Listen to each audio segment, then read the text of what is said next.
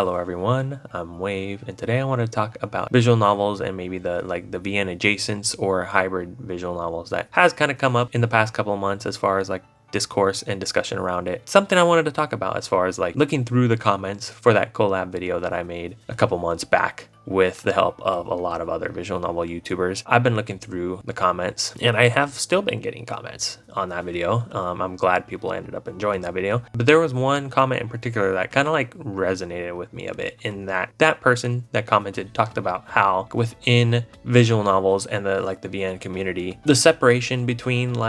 what would be a video game and then the VN community is that there's a game that's kind of somewhere in that middle ground. Is it a case to where you have both sides of those different communities kind of pushing away and not wanting to acknowledge that game because they're oh, it's not a pure video game or a pure visual novel, and to where people aren't gonna ever actually play that? Kind of made me think as far as some examples of some video games that I would not consider visual novels that the visual novel community does accept as something that's oh, if you like visual novels, you'd probably like this game as well. And so today I wanted to kind of talk about a couple different examples of different video games that I think kind of thread the line and in a ways maybe aren't even visual novels, but I think the importance of having a game that's maybe I've talked before on my channel before as far as what's some entry level visual novels and how those are important to getting people into the medium, playing something that is maybe more general, has a wider appeal to people, and then being able to get them into further into the medium. Today I kind of want to talk about some of these games that might actually lead you further in to the world of visual novels, and could be even the step before getting into an entry level visual novel. A lot of yapping just for this intro, but yeah, let's get into it. So one example I want to talk about, tying it in with the comment from that YouTube video that I was talking about earlier, that person's brought up the specific example of what if you're somebody that likes visual novels, but then you also like FPSs. It's a pretty weird combination, right? But in a way, I was kind of thinking about it yesterday and I was wait,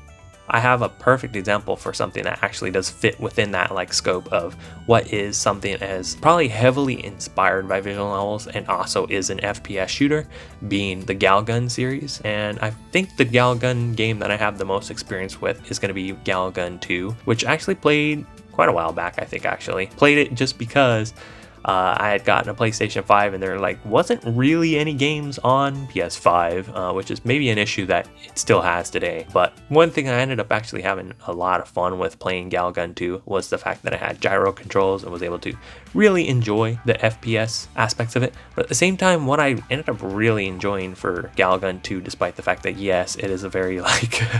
degenerate game where you're shooting the girls and then they lose their clothes and all this other stuff, right? I don't even want to talk about that. I mean, as far as that's probably one of the reasons why maybe if you're a VN fan, you might be kind of drawn to the Galgun series. But at the same time too, Galgun 2 actually has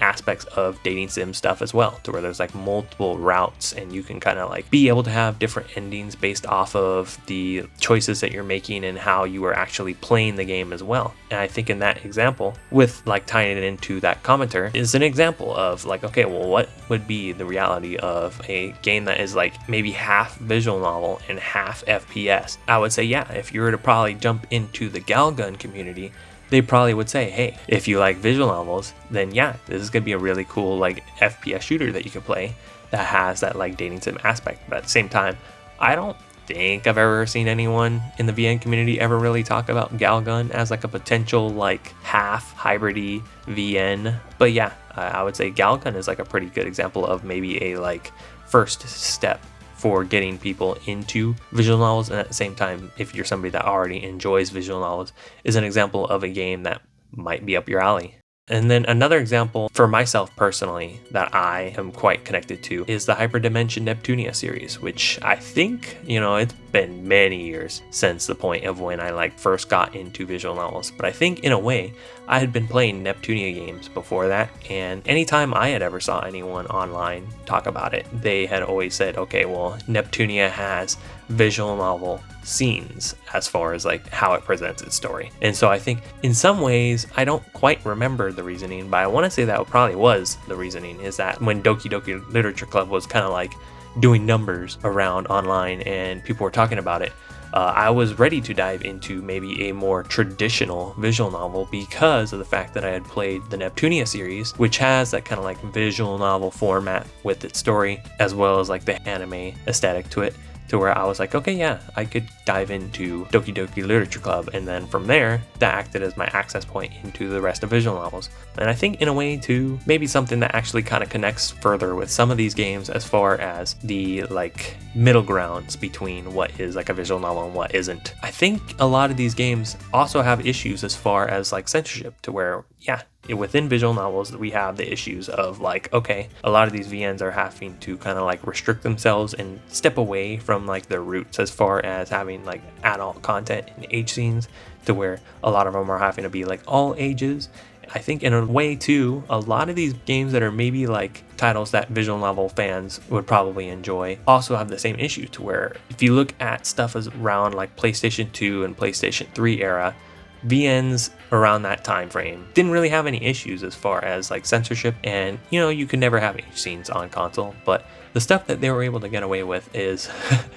pretty interesting. And I think sometime around the PlayStation 4 era, you started to see these kind of like this uptick in a lot of these like anime titles that relied off of fan service, and how they had to like restrict stuff as far as you got like the viral like images of games where they have the like the rays of light that are acting as censorship, but at the same time you can never really like do stuff like panty shots. That would be kind of something that's like pretty simple, I think, and is like not really too crazy as far as like fan service in a video game, but now you couldn't do that anymore on PlayStation 4, and a lot of those console titles kind of had to like shift to where, yeah, they had to censor, and maybe they were in some ways losing part of the identity of their series being something that is like based off of like something that is rooted within fan service. And I think Neptunia is one of those, and I think is actually quite relevant today, because if you're somebody that is into Neptunia, they finally announced a brand new mainline game for that series after I don't know how many years, and in those years that have like passed since the last mainline title, there has been a lot of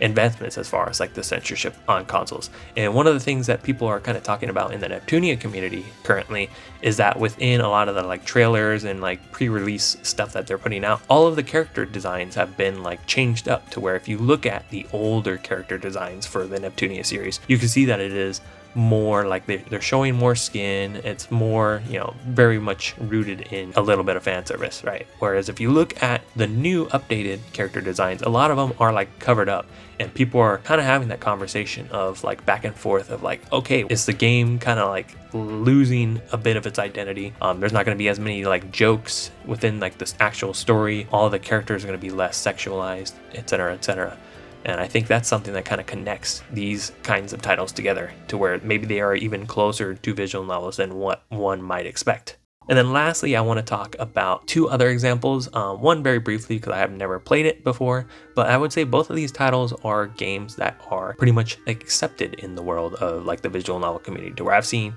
a good number of people that play visual novels don't really say that they are visual novels, but that if you are somebody that's a fan of visual novels, you probably would be a fan of these titles. First one would be Demon Roots, which I've seen a decent amount of people talk about. The second being for the Black Souls series. And I think both of these maybe are more like immediate as for why you might be like, okay, well, yeah, if you like visual novels, you probably would enjoy these, because they're both what I would call H games, to where, yeah, they have like H content in them, and I think is a little closer to visual novels because VN readers are probably more familiar with those types of content in the first place. So Demon Roots, I've seen a decent amount of people actually talk about it, and in a way, I think I'm quite interested to maybe check it out, especially after playing the other title that I mentioned, being Black Souls, to where I think Black Souls is a title that I had seen passively here and there talked about within the visual novel community. And then at the same time too, I even had somebody I think comment on one of my own videos. Once again, as far as censorship, right? Surprisingly, with like all the censorship that has been happening on DLSite, both of the Black Souls titles got taken down off of DLSite from people outside of Japan, where yeah, you would need a VPN in order to actually access Black Souls